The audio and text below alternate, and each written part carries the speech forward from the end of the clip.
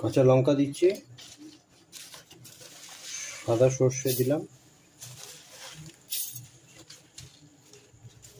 কালো সর্ষে দিচ্ছি,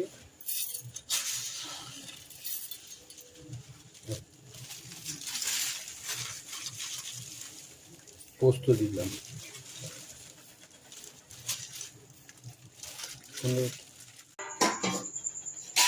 পরিমাণ মতো জল দিয়ে এটা মিক্সি করব।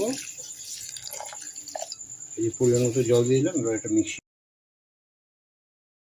জলটা ওভেনের উপর বসিয়েছি গরম করার জন্য। পরিমাণ মতো একটু লবণ দিলাম,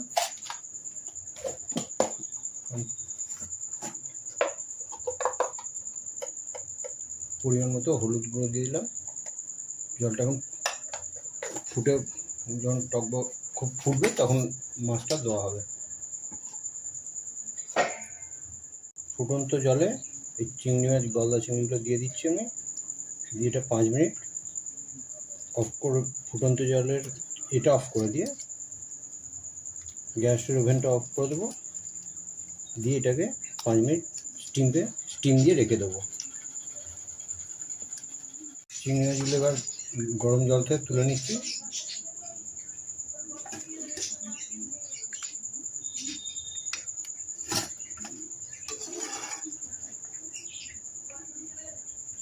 তুলে নিয়ে এটাকে একটু পাখার হাওয়ার নিচে রাখবো, কারণ এটা একটু জলটা টেনে নেবে, নিলে তাহলে জিনিসটা ভালো হবে। মিক্সি থেকে মশলাটা বার করে নিয়েছি। এবার এর মধ্যে পরিমাণ মতো লবণ দেবো, মাছ বুঝে পরিমাণ মতো লবণ দিলাম।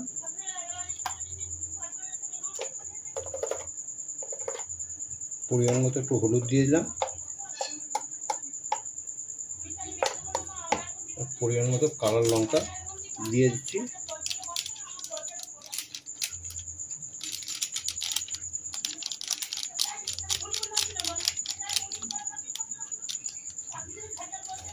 দিয়ে এটাকে ভালো করে নাড়বো, ফাটাবো জিনিসটাকে।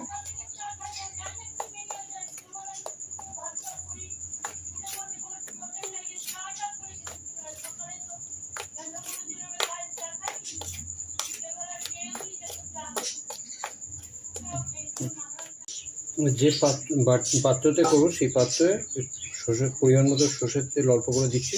দিয়ে এটাকে ভালো করে করে নেবো।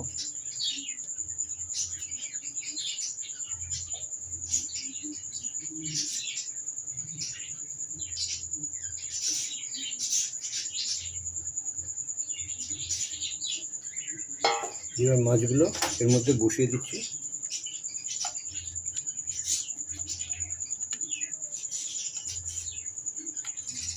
মাছগুলো শুকিয়ে এসছে মোটামুটি। এবার মাছগুলো এর মধ্যে বসিয়ে দিলাম। এবার যে মশলাটা করলাম, যে মিক্সটা করেছিলাম, সেই মিক্সিটার মধ্যে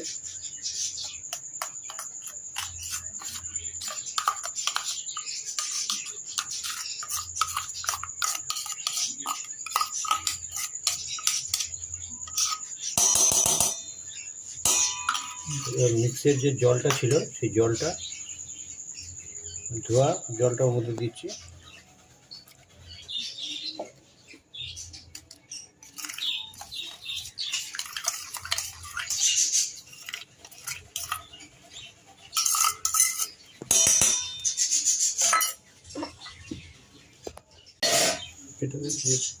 এবার কাঁচা লঙ্কা চিরা, কাঁচা লঙ্কা দিয়ে দিলাম।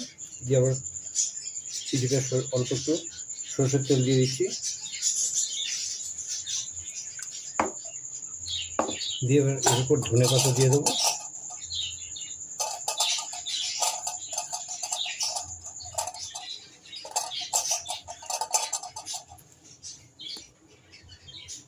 দিয়ে এবার ঢাকা দিয়ে দেবো। এবার গরম জলটা যে বসিয়েছি তার মধ্যে এটা বসিয়ে দিলাম। দিয়ে এটাকে এবার ঢাকা দিয়ে ফোটার জন্য রেখে দিলাম। এটা রেডি হয়ে গেছে। এবার এটা রেডি হয়ে গেছে। এবার আমরা এখান থেকে খাওয়া শুরু করব।